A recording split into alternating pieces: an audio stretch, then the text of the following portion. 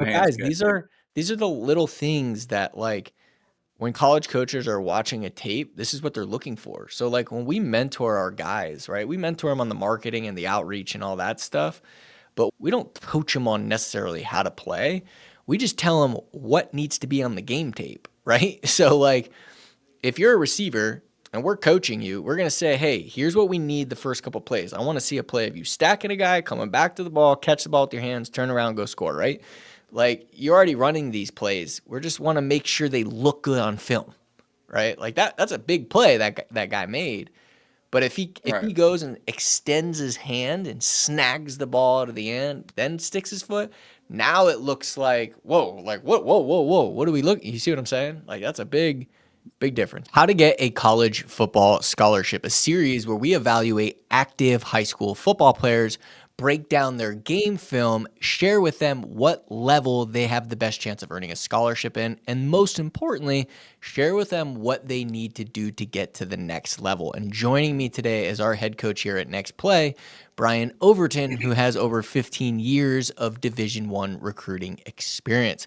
And if you'd like to see if your son meets the criteria for a professional evaluation, I'll leave a link right in the description below. So, Brian, who do we got today? Who are we evaluating? Looking forward to breaking this down. Share with us context of who we got. Yeah, I got a 2026 wideout today. We've had a good little run Like the of wideouts wideouts. here lately. I So like it. we had a little run of defensive guys there for a second, and then it was kind of offensive linemen, and now we've had a good run of wideouts here. But he's a 2026.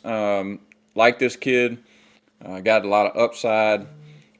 So before I get into it again, I want to tell a little bit about his tape. I'm gonna show you a couple plays in here that we had him adjust, and I'm gonna show you why. The other ones we'll kind of let him run, like we usually do, and show you what we'd like and things he can do to get better. He needed an information slide to start off with. Did not have an information slide. Again, we talk about it a lot.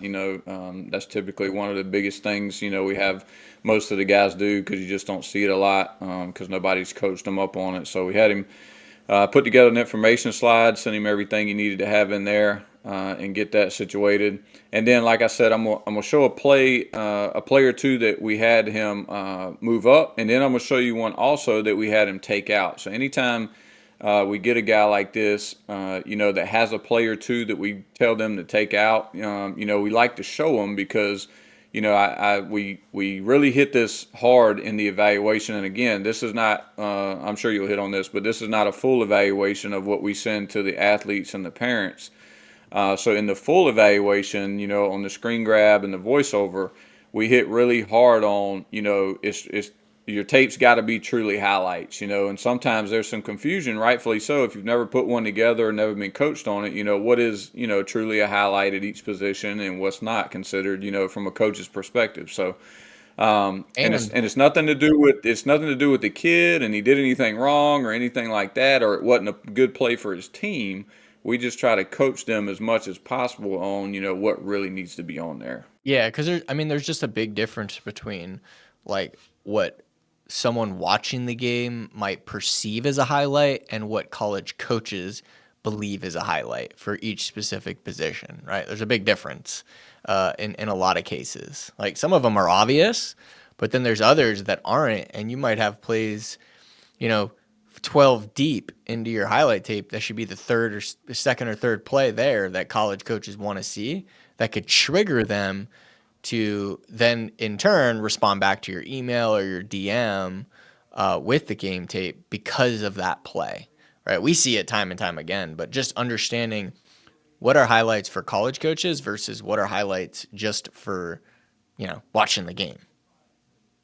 Yeah, and in the same breath, again, we explain this to them very detailed on the evaluation that we send them. But again, it's not to say that's not a good play for your team. You know what I mean, or Yeah. that you did Yeah. anything wrong on that play or anything like that. Because just like you mentioned, just as much as we tell guys to move plays up, good plays that are buried deep in the tape, that show off skills that translate to college ball that we think can keep them watching and help them get responses. In the same breath, like if you have, I'm just making an example, if you have, a 3.5 minute tape or something like that, and there's 30 seconds of it in there of plays that aren't really highlights, but they're not at the end of the tape because you don't know the difference, and you've got them scattered up there. Maybe in the beginning, it may turn the coach off, because he hadn't even got to your good plays, and he sees a string of 2 or 3 plays that are just routine plays, and he may stop watching. So it goes both ways. You know what I mean? That's why it's critically important. And so we try to show a few of them here and there and explain exactly why, just like we do when we send the evaluation. We tell them exactly why we're saying, take this one out and move this one up. So we've got a couple of those, and then again, like I said, we'll just let it play a little bit like we normally do and evaluate them on the fly. So I'll get it going here. This is his first play. I started it from the beginning. This is the first play he had on his tape. He's about 6'3", about 175, so he's got some good length. You see here, that's a good first play there. Getting off he got off really well. Good That release DB there. wasn't even like, what the heck? Yeah, I'm not sure how interested the DB was, but that's got nothing to do with it because he had a good release there, stacked him right away, and had a big play for a touchdown there. So that was his first Yeah, play. So what I real want to quick, do I here, just want to just for yeah, go ahead. listeners, for receivers, a lot of people don't know what stacking is, and it's a really really critical thing for receivers to understand and to do, specifically for college football game tape. And so essentially what stacking is when you beat the guy on the offensive line, what a lot of receivers will do is they'll beat them and then they'll fade out, right? They'll fade away or try to, and so especially on fade routes, you see this. Well, they'll beat the DB and then fade away, and because they fade away, the DB has an angle then to cut you off. And what you want to do is if you beat him at the line of scrimmage, you want to get on top of him. So then he's chasing behind you in a trailing position. That's what Brian's referring to as a stack. And as a receiver, just go on YouTube, and YouTube had a stack. Because I'm not going to go into it in this video. If you don't know what it is, but just make sure when you're in games and you get especially man-to-man coverage, stacking players makes a huge impact in how coaches are evaluating your film. I just wanted Yeah, to dive on that a second, Brian. yeah, absolutely. And it goes back to the whole point of getting the evaluation done, right? Because if you know what you're looking for, when you're evaluating the tape and what coaches are looking for, we can make sure that you have something like that at the front of the tape, Right. or let's say it didn't go for a touchdown, but you made a really good catch on it or something like that at the end, but it was the explosive play. We're still probably going to have you put it somewhere, depending on what the other plays look like. We're probably still going to have you put it somewhere in the beginning of the tape because it shows off you're well coached already. You've got a general idea of how to play the position, and some techniques involved, and things like that. So that's why it really matters who's watching your tape and who's giving feedback on it, for you in the long run. So that's why it's critically important. So what I'm gonna do here is I'm gonna let this run, and when I get to the plays that I was talking about in the beginning, I'm gonna just bring them up when we get to them. So I'm gonna just let it go here so we can just watch some of his stuff here after that first play. And again, you can see his length. He's a long, lanky kid.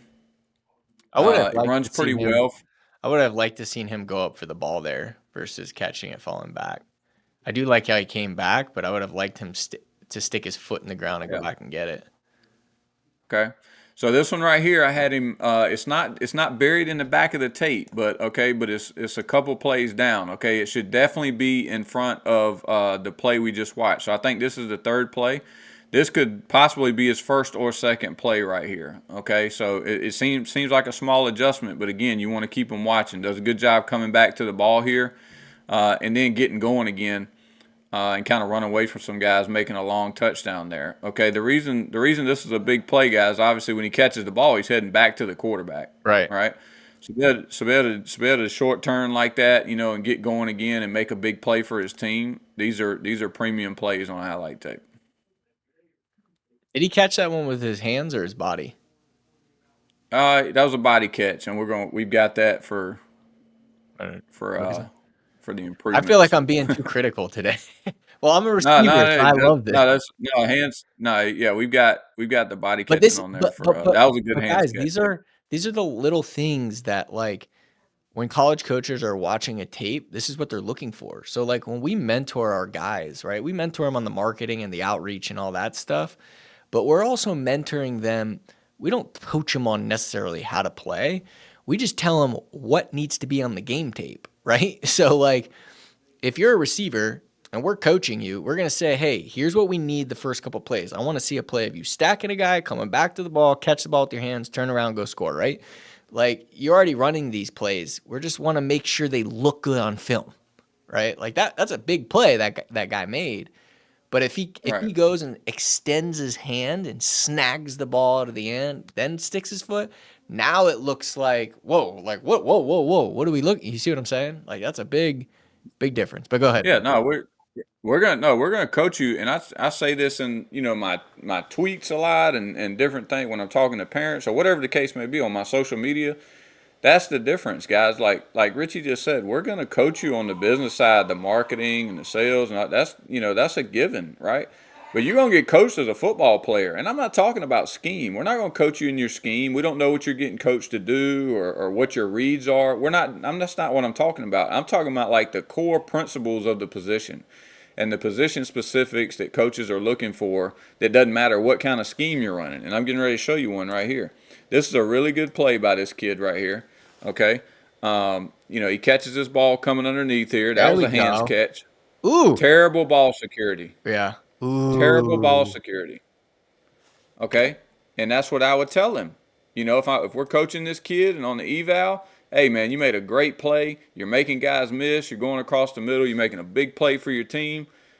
One jarring hit, if one guy comes up behind you or shoulder pins you or something like that, that ball's coming out. Yeah, That ball's because coming you out. see You got to number get that thing high and tight, turning that go corner. back. Did you see number 84 chasing him from because in college, like what not chasing him, he's coming from the line, it looks like. Watch. And he just kind of stops and let him run. You see him right there? Is that Yeah, 84 or that's the 94? yeah, 54. yeah, that's the guy that can get it right there. But in college, that dude, he just like in college, that Yeah, dude's coming in like a missile. Watch yeah, and 54. he's gonna strip. Yeah, Right he's gonna there. strip at it He for just sure. kind of like Yeah, number yeah, 54 in college, Pooh Paul or yeah, dude, that dude's coming in like a missile and is gonna no doubt. decapitate you, and that ball is flying high in the sky. And Yeah. at So you at Arkansas, if I'm a coach and I'm watching that, I just know I'm like, man, I know I'm looking at like who are our linebackers, who's turning back around and making that ball fly high in the sky, right? And so I think that's a great point, yeah, really good point. yeah, and so Great play. like we're saying that Kid's a great athlete. Great play. absolutely, absolutely, and that's exactly what we would say on the eval. Like, hey, dude, you made a great play, huge play for your team, right? But here's what you need to clean up that guys are going to be looking for on this play. You know what I mean? That's all it is. And again, that has nothing to do with scheme. It has nothing to do with how you're being coached, what route you're running, and how you're doing this, that. The same thing that we mentioned with the, stacking the guy man-to-man coverage on the very first play. You're going to get coached to do that. I don't care where you go to school and play football and play wide receiver. Yeah. Okay, so like small stuff like that, we're always going to bring up. We're going to coach you and get you better as a player too, just on the position specifics. Again, not scheme and everything like that. And that's kind of what sets us apart, in my opinion. That you're getting the total package, right? You know what I mean? We're going to tell you who to target, but we're also going to tell you how to get better as a player, so you can level up those evaluations over time as well. So here's a play here. I just wanted to wait till I got to it and paused it. This is a play we had him take out. Okay, and again, this is not a bad play. It's not something that he did wrong, or whatever the case may be. But what it is, it's a hitch route that he caught for. Sorry, I went back too far, guys. It's a hitch route that he caught for very, very minimal yards. You know what I mean? I'm gonna get back to it here. Coming up right here, and it's just not a highlight for a receiver. You know what I mean? It's about a 5 or 6 yard, hitch route. Okay. So again, I want to be very clear about what we're saying here. Good play for his team, first down, the whole 9 yards. It's just not a highlight. You know what I mean? There's nothing standing out about it. You know what I mean? That is going to move the needle. You know what I mean? You want to stack all those plays in there that move the needle. And some guys would say, because look, guys, I get receiver tape all the time. You'll see a play like that, and he'll catch the ball and he'll get it first down, and they'll put the caption at the bottom of the screen: catch for a first down, or whatever the case may. Well, that's receiver like 101. That's like the bare minimum what they ask you to do at receive, catch the ball, Right. and go. I Now, if it was 3rd and 20, what I mean, it's a catch and run for 25 yards. That's a different story. So please understand what we're saying, and we're not being nitpicky here. We just simply these coaches' times are valuable, guys. They don't have a lot of time. You have to lock. You have to get them to lock in on the plays that you have on there as right. best as possible. So if we can trim the fat a little bit and really get the big time plays on there, it's only going to help you. And also, like, if you have a lot of highlights on your highlight tape, you might have, like, let's say you have 10 like big plays, but 4 of them are big plays where you do things that don't look great to college coaches, and those are at the very beginning, right? And then it's like, we could have changed the order. They would have watched the first 4 plays and have moved forward with you onto a call or responding back to you, whereas now they're not. So, Yeah. what he's saying is critical. All right, let's keep going. Sorry. No, it's all good. And so that's why it's important. And look, guys, we've got a lot of experience with with changing highlight tapes and getting having success out of it. That's the end of his tape right there. And we've had a lot of success with adjusting highlight tapes and it making a huge difference. You know what I mean? So we're not just saying this just to be saying it. We have tangible Yeah. tangible evidence that that's a real thing. And not that I needed that to say that, because I've obviously watched a lot of highlight tapes over the years, and I'm just using my own experience, and that I was a guy that tried to make sure I watched a good portion of the tape because I knew guys didn't know the difference sometimes, so I didn't want to miss a good play down in there. A lot of the guys aren't that patient, so that's why we spend a lot of time on it with our guys, and especially even with the guys that we don't end up working with that send the evaluations in, we try to make sure we do a really good job for them in ordering those plays. Yeah. I mean, and look at like Crete for an example. We just launched his podcast where he had been sending out his film. However, it was not the right plays and not the right order. And we fixed his highlight tape. And in less than like 2 weeks, he got his first D1 offer. Like, you can listen to his family story. It's awesome. But that's just his first offer, right? By just fixing the tape, right? That's only that, and Yeah, that's just one example, right? So, as a quarterback, so that's right. which is very hard to earn a D1 scholarship as a quarterback. So, all right, cool. Anything else that you want to add to this? No, no, Oh wait, I next enjoyed level. What does he watching. need to do to get to the? Or what? Yeah, What are the? Oh, whoa, where were we going with this? What are the divisions? yeah. Division. Now we talked a lot about him, so we really this is a good one because we dove into highlight tape format and the whole 9 yards. We're also getting to watch him as a good player. So the divisions we had pegged for him based on what we saw is Division two NAIA. We think he's a solid NAIA Division two player right now. As far as targeting his outreach and being a scholarship player at those levels. However, with his size, and we'll bleed right into what he needs to do to get better, will be a good transition here. But at his size, at 6'3", 175, if he does certain things that we'll talk about here in a second, we told him, to target maybe some local, FCS camps, especially his junior year. He may pique their interest with the size and things like that just to get on the board. You know what I mean? But the heavy outreach, we recommended that he do NAIA in Division two, where we think he can get traction right now. Talking to coaches and having real conversations. People that would be serious about him based on his junior tape right now because of his size. He has some playmaking ability. So, but to answer your question, just to transition right into it, what we told him is, to get better and really level up, where maybe at that size, you might could pop an FCS school after the senior tape comes out. Is his long speed, at that size, if you can really run, that moves the needle, in college football at receiver at 6'3". If he could add some solid weight, maybe add 10, 15 pounds between now, and the end of his senior year, that would be awesome if he could get to about 190 at 6'3", and really increase his long speed. And then we mentioned it on you kind of mentioned it on the first couple of plays. It was a lot of body catches in there, becoming more of a hands catcher. So really getting on the jugs or I like to throw this out there for receivers because I saw my guys that caught more balls than anybody in college football ever did, and I thought it was cool. And I'd never seen it before when I got to college, but You know, when I was at East Carolina, Jones and Hardy and those guys used to catch 100 tennis balls out of the tennis ball machine after practice every day. I'd never seen that.